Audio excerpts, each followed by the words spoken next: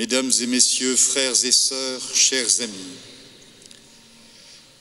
hier matin, place Saint-Pierre à Rome, avaient lieu les funérailles du pape François, en présence de 140 délégations de différents pays, de multiples responsables religieux, de 40 chefs d'État, 10 têtes couronnées, près de 200 cardinaux, 750 évêques, j'y étais, 4000 prêtres et, dit-on, entre 400 et 500 000 personnes. Cette foule s'était rassemblée pour ce moment qui était bien entendu pour les catholiques, les funérailles de leur chef spirituel, mais aussi d'un homme qui comptait pour le monde entier, comme une forme de grand-père ou de conscience universelle, ou encore de figure respectée et écoutée. Ces funérailles étaient un moment de recueillement. Ce recueillement, je peux en témoigner, était impressionnant. Mais c'était aussi un moment d'expression de la foi pour un homme profondément évangélique, un homme d'engagement au nom de l'Évangile et un homme dont la succession se prépare désormais. Ce sont les 3 points que je me propose de vous partager. Le pape François laisse une empreinte forte d'abord parce qu'il était un homme profondément évangélique, un ami et un témoin de Jésus. Comme vous le savez, il puisait ses racines en Italie, où sa famille avait connu des développements au siècle dernier, mais il était né en Argentine, où sa famille avait immigré.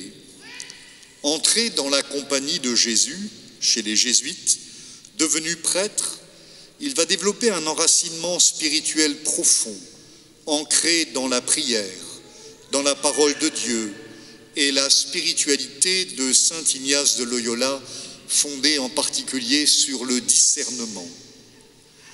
Devenu évêque auxiliaire, d'abord, puis archevêque de Buenos Aires, il va marquer son ministère par une attention forte à un mode de vie pauvre et simple et à l'évangélisation de ce diocèse qui est, faut-il le rappeler, placé sous le patronage de Saint Martin de Tours.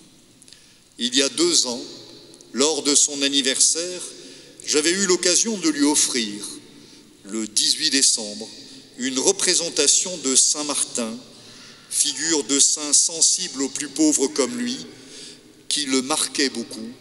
Je dois dire qu'il avait ouvert son cadeau comme un enfant à Noël. Devenu pape, comme l'a rappelé hier le cardinal Ray dans son homélie, place Saint-Pierre, son premier souci a été de donner à l'Église l'exhortation post-synodale Evangelii Gaudium, la joie de l'Évangile, pour rappeler d'emblée à l'Église quelle était sa mission essentielle, celle d'annoncer Jésus, ce Jésus dont la rencontre produit la joie, cette joie qui devient le principe même de la mission. Pour que l'Église annonce Jésus et qu'elle l'annonce dans la joie, il a invité cette Église à vivre toujours mieux.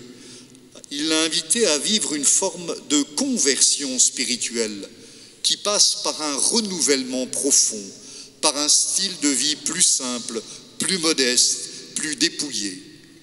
Il souhaitait une Église qui soit non pas une réalité repliée sur elle-même, avec des bureaux de douane, comme il disait, mais pour être un hôpital de campagne, une Église ouverte à tous et à toutes, celles qui cherchaient la consolation, la miséricorde, la vérité, le salut. Il invitera pour cela, et il ne sera pas toujours compris, à développer ce qu'il a appelé, vous le savez bien, la dimension synodale de l'Église, c'est-à-dire de comprendre que chacun et chacune comme baptisé est appelé à œuvrer pour la vie de l'Église, pour y prendre sa place en collaboration, car l'Église est de la responsabilité de chacun et de chacune. En cela, il osera aussi inviter à la vérité, jusque dans la dimension la plus dramatique de la vie ecclésiale, comme les violences et les abus, pour accueillir, accompagner, restaurer ceux qui ont été victimes dans l'Église.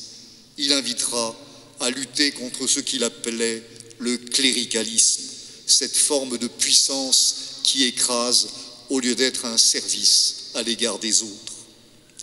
Cette Église, enfin, il l'invitera à aller aux périphéries, et en particulier vers tous ceux et toutes celles qui souffrent, qui ont besoin de consolation et de la miséricorde de Dieu. Il nous invitera d'ailleurs à vivre une année de la miséricorde. C'est là pour lui que se situait la vie de sainteté, l'évangile des béatitudes qu'il nous a invités à mettre en œuvre toujours et partout dans la vie de l'Église. Homme profondément évangélique, le pape François a été aussi un homme d'engagement au nom de l'Évangile. Il a été habité, vous le savez, d'un grand souci de fraternité, en allant en priorité dans les zones du monde où sévissait la guerre et où les hommes souffraient. On sait que son premier voyage a été à Lampedusa pour rencontrer les migrants, puis il est allé à Lesbos, en Grèce, rencontrer là aussi ceux qui arrivaient de l'autre côté de la Méditerranée. Il a voulu aller à Jérusalem prier, mais aussi en Irak, à Mossoul, après les combats. Il a ainsi visité 47 pays, en particulier parmi les plus petits, comme le Timor oriental ou la communauté des catholiques de Mongolie, mais aussi les zones de tension dans le monde. Là, il a voulu témoigner du souci de la fraternité, appelant à la fin des luttes et des combats. Dimanche dernier encore, son dernier message de l'Angélus invitait à la paix. Soucieux du dialogue fraternel, il a entretenu les liens forts avec les autres confessions chrétiennes, mais aussi avec les autres religions. Il visitera et rencontrera le grand imam d'Al-Azhar avec lequel il signera un document commun sur la fraternité. Il aura toujours le souci d'entretenir une relation forte avec la communauté juive, comme il l'avait fait comme évêque de Buenos Aires.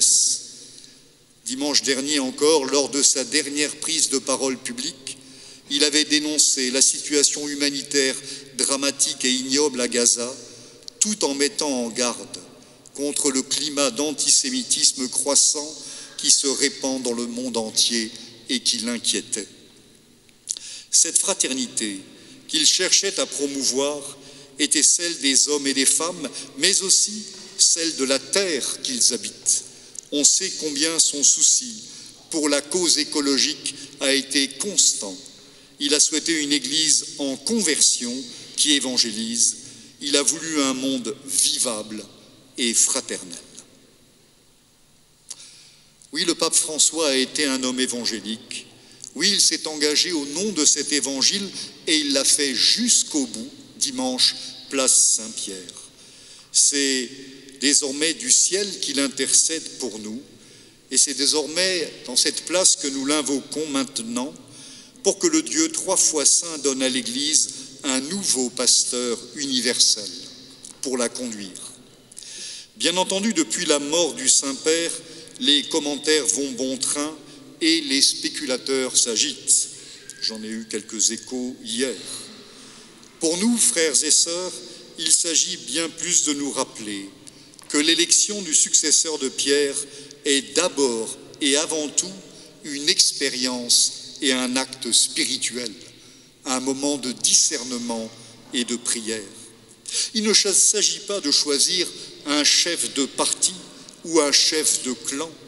Il s'agit de nous laisser vivre la vie du Christ et de ne pas nous laisser enfermer dans des catégories simplistes comme celles que souhaiteraient entretenir certains entre conservateurs ou progressistes par exemple.